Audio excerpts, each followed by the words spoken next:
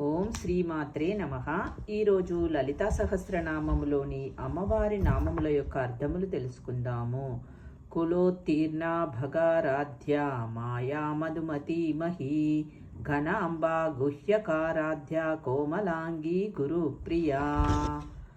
కులోత్తీర్ణ ఇది అమ్మవారి 4 అక్షరాల నామము. దీనిని కులోత్తీర్ణాయై నమః అని ధ్యానించాలి. వీరు కులోత్తీర్ణ యోగిని దేవతలు. శ్రీచక్రములోని ఒక ఆవరణలో యోగిని దేవతలు వీరు సర్వార్థ సాధక చక్రములో ఉన్న దేవతలు. ఉత్తీర్ణ అనగా దాటుట అని అర్థము.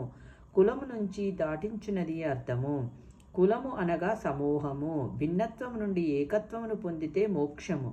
అనేకమును బదిలి ఏకత్వాన్ని పొందితేనే జ్ఞానము. మోక్షప్రదాయిని కులోత్తీర్ణ ఇది ఒక అర్థము. మన శరీరమే కులము, ఇంద్రియాల యొక్క సమూహము.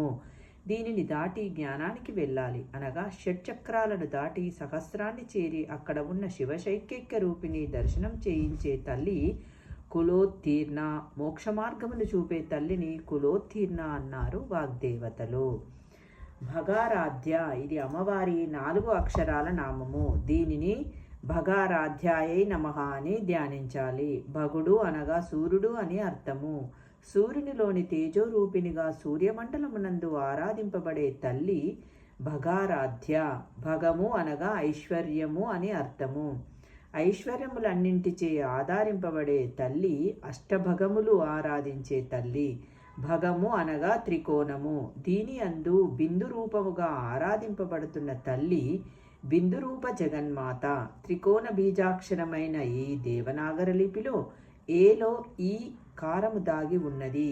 ఏ కారాక్షరము ద్వారా ఆరాధింపబడే తల్లి భగమాలిని. మాయా ఇది అమ్మవారి 2 అక్షరాల నామము. దీనిని మాయాయై నమః అని ధ్యానించాలి. ఆ జగన్మాత మాయాస్వరూపిణి, యోగమాయ, విష్ణుమాయా స్వరూపిణి. మాయల నుండి విముక్తి కలిగించే తల్లి విష్ణు సోదరి యోగమాయ. ఉందా లేదా అని సృష్టిని నడిపించే తల్లి ఆ శక్తియే మాయ. విచిత్ర కార్యమై ఊహించని ఫలితాన్ని ఇచ్చేది మాయ.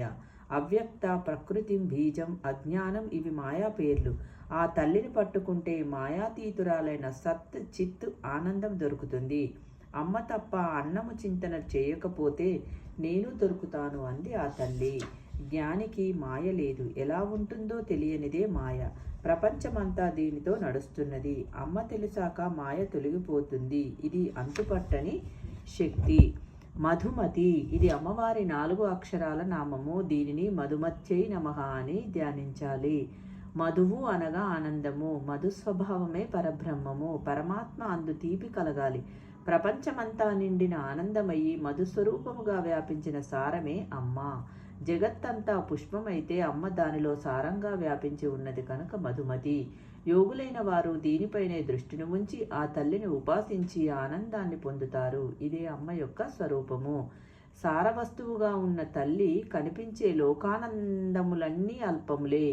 ఘనమైన అఖండానందమంతా అమ్మయే. ఇది ఒక అర్థం. సూర్యభగవానుడు పెద్ద అమృత కలశము. ఆయనే పోషకుడు. సూర్యకిరణాలలో అమృత శక్తులు ఉండి అవి నాడుల ద్వారా మనలోనికి ప్రవేశించి మనకు శక్తినిస్తాయి.